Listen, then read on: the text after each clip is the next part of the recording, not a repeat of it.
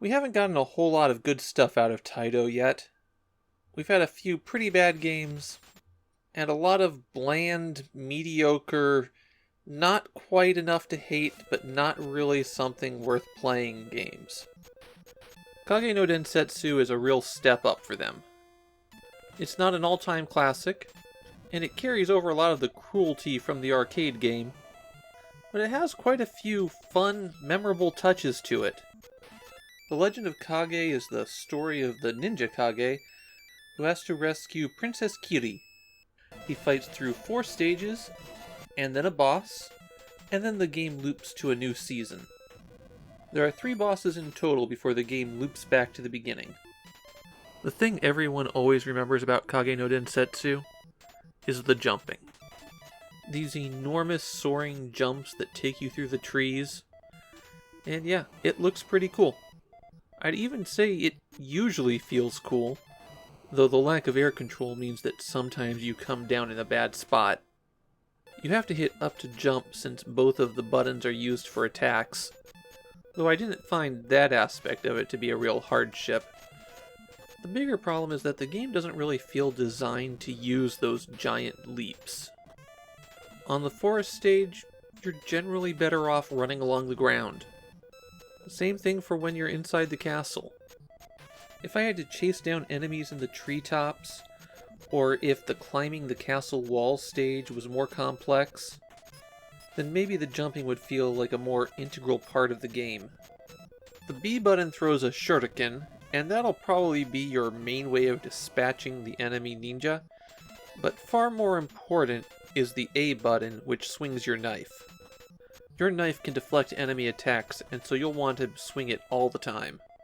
The only thing it can't block are these bombs thrown by the red ninja. But other than that, keep using that knife for defense. It's the key to doing well.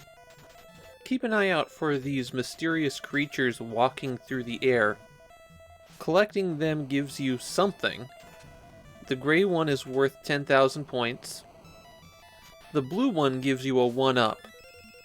The red ones give you a short power-up. Either you'll throw a shuriken in 8 directions, or you'll split in 2 and be invincible. Another power-up are these crystal balls. They let you survive 1 additional hit, and you can collect 2 of them. Finally, these things are scrolls. Collecting one of those will set you on the ground singing, and anything that hears your voice dies. It goes on for quite a while.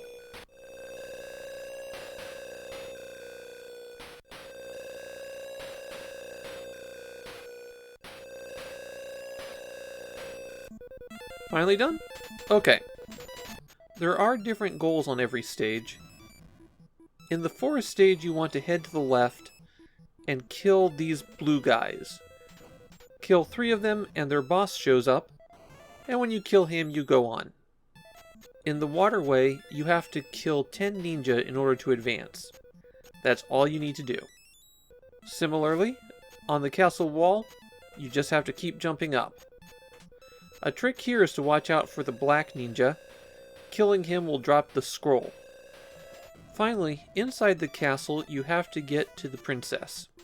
When you reach the end of the floor, just keep walking, don't try to jump up it. You'll climb up to the top, rescue her, and then it goes into a cut scene.